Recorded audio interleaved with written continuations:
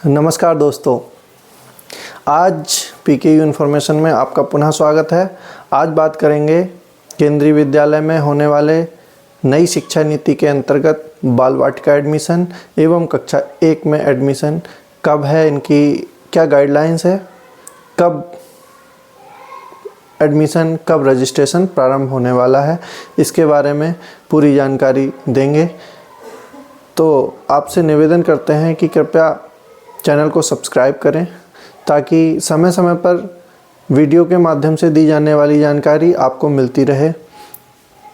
इस एडमिशन की जानकारी आपको अगर समय पर नहीं मिली और कुछ भी समय से आप चूक गए तो समस्या हो सकती है और आपको बुरा लगेगा, मुझे भी बुरा लगेगा कि हमारी करी हुई सारी मेहनत बेकार गई। अतः आपसे निवेदन है, सब्सक्राइब करके बेल का आइकन दबा दें जिससे सारी इन्फॉर्मेशन मिलती रहे। मेरे पास कई क्वेरीज आई हैं कि बाल वाटिका क्या है, बाल वाटिका में एडमिशन किस प्रकार किया जा सकता है एवं इसकी कक्षाएं कब प्रारंभ होंगी, इनके एडमिशन का क्या प्रोसेस है, इसके बारे में भी मैं आपको जानकारी दूंगा। तो वीडियो को पूरा देखें और सब्सक्राइब करें। वीडियो को आगे बढ़ाते हैं और शुरू करते हैं। सबसे पहले शुरू करेंगे बाल वाटिका से। बाल वाटिका क्या है? बाल वाटिका भारत सरकार की नई शिक्षा नीति के अंतर्गत केंद्रीय विद्यालय के द्वारा प्रारंभ की गई कक्षाएं हैं जो हम normal, pre nursery, nursery, KG, UKG कही जाती हैं। इन्हीं कक्षाओं को बाल वाटिका कक्षाएं केंद्रीय विद्यालय में कहा जाता है। ये पिछले 2 वर्षों से ही प्रारंभ की गई हैं। इससे पहले केंद्रीय विद्यालय में कक्षा 1 से एडमिशन होते थे, लेकिन पिछले 2 वर्षों से बाल वाटिका में भी एडमिशन शुरू हो गए हैं। इस वीडियो के माध्यम से आप जान पाएंगे कि बाल वाटिका में एडमिशन करवाने के लिए क्या गाइडलाइंस होती है, क्या दस्तावेज़ों की आवश्यकता है, किस उम्र के बच्चों का एडमिशन होता है। ये सारी जानकारी आपको इस वीडियो के माध्यम से मिलेगी। साथ ही ये भी जानकारी मिलेगी कि इनका रजिस्ट्रेशन कब प्रारंभ होने वाला है और कक्षा 1 का रजिस्ट्रेशन भी कब प्रारंभ होने वाला है। इस वीडियो के माध्यम से आपको ये जानकारी भी मिलेगी। बाल वाटिका उम्र 3 से 4 वर्ष, 4 से 5 वर्ष और 5 से 6 वर्ष के बच्चों को बाल वाटिका में लिया जाता है। बाल वाटिका को 3 भागों में विभाजित किया गया है। नंबर 1 बाल वाटिका 1, बाल वाटिका 2, बाल वाटिका 3। इनकी उम्र भी, बच्चों की उम्र क्रमशः बाल वाटिका 1 में 3 से 4 वर्ष, बाल वाटिका 2 में 4 से 5 वर्ष, बाल वाटिका 3 में 5 से 6 वर्ष होती है। इसी उम्र के बच्चों का इसमें एडमिशन कराया जा सकता है। इससे ऊपर की उम्र के बच्चों का एडमिशन बाल वाटिका में नहीं कराया जा सकता। उनके लिए कक्षा प्रथम में एडमिशन कराया जाना है। एक बात आपको और बता देना चाहूँगा कि जब बाल वाटिका कक्षाएँ प्रारंभ नहीं हुई थीं तब केंद्रीय विद्यालय कक्षा प्रथम में शुरू एडमिशन करता था, इसलिए कक्षा प्रथम में वैकेंसी ज़्यादा होती थी और अधिकतर बच्चों का एडमिशन कक्षा 1 में हो जाता था। अब आप लोगों को ये ध्यान रखना है, क्योंकि बाल वाटिका पास करके बच्चे कक्षा 1 में आ जाएंगे, तो क्योंकि पिछले 2 वर्षों से ही ये कक्षाएं शुरू हुई हैं, तो इस वर्ष आपको कक्षा 1 में एडमिशन लेने का अवसर है।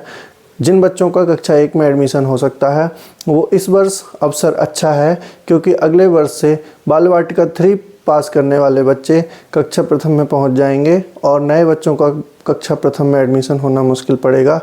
उनका फिर आगे से एडमिशन बाल वाटिका में ही हो पाएगा। अतः इस वर्ष दोनों प्रकार से बच्चों का एडमिशन हो पाना आसान है कि बाल वाटिका प्रथम में एडमिशन करवा दें या कक्षा प्रथम में एडमिशन करवा दें।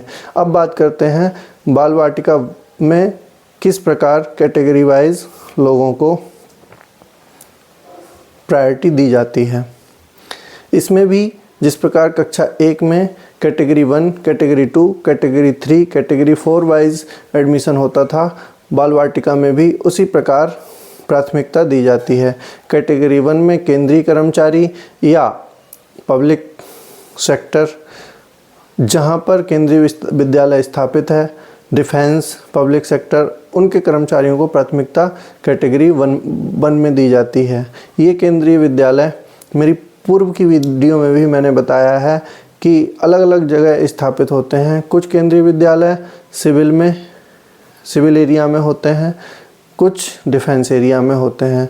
जहाँ जो केंद्रीय विद्यालय डिफेंस एरिया में हैं वहाँ डिफेंस के बच्चों को प्राथमिकता दी जाती है। कुछ सिविल इंस्टीट्यूट जैसे IIM, IIT, एम्स इत्यादि में होते हैं, उनमें उन बच्चों को कैटेगरी 1 में प्राथमिकता दी जाती है। कैटेगरी 2 में PSU, पब्लिक अंडर सेक्टर वाले, पब्लिक सेक्टर वाले कर्मचारियों के बच्चों को प्राथमिकता दी जाती है।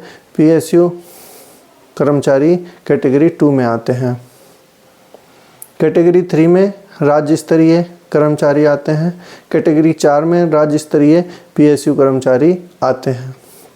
इसके बाद इसमें बाल वाटिका में RTE कोटा के अंतर्गत भी एडमिशन होता है। लेकिन आप लोगों को एक बात ये ज़रूर जान लेनी है कि सिंगल गर्ल चाइल्ड का एडमिशन बाल वाटिका में नहीं किया जाता। ये एडमिशन केंद्रीय विद्यालय संगठन के द्वारा बंद कर दिया गया है, अतः इसके द्वारा एडमिशन नहीं किया जाएगा। आगे हम आपको बताते हैं कि कौन कौन से दस्तावेज आपको रजिस्ट्रेशन के समय तैयार रखने हैं और कौन कौन से दस्तावेज आपको एडमिशन के टाइम तैयार रखने हैं। रजिस्ट्रेशन के समय बच्चे का जन्म प्रमाण पत्र, बच्चे का फ़ोटो, वंचित समूह या कम आय वाले अगर व्यक्ति हैं तो आपका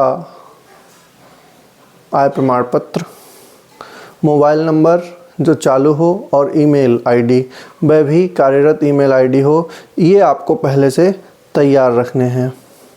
इसके बाद जब आपका रजिस्ट्रेशन हो जाएगा और जब लॉटरी के माध्यम से रिज़ल्ट निकलेगा, उसके बाद आपको जिन दस्तावेज़ों की आवश्यकता होगी वह हैं बच्चे का जन्म प्रमाण पत्र, बच्चे का फ़ोटो, जाति प्रमाण पत्र, सर्विस प्रमाण पत्र, स्थानांतरण प्रमाण पत्र एवं PWD ब्लड ग्रुप इत्यादि।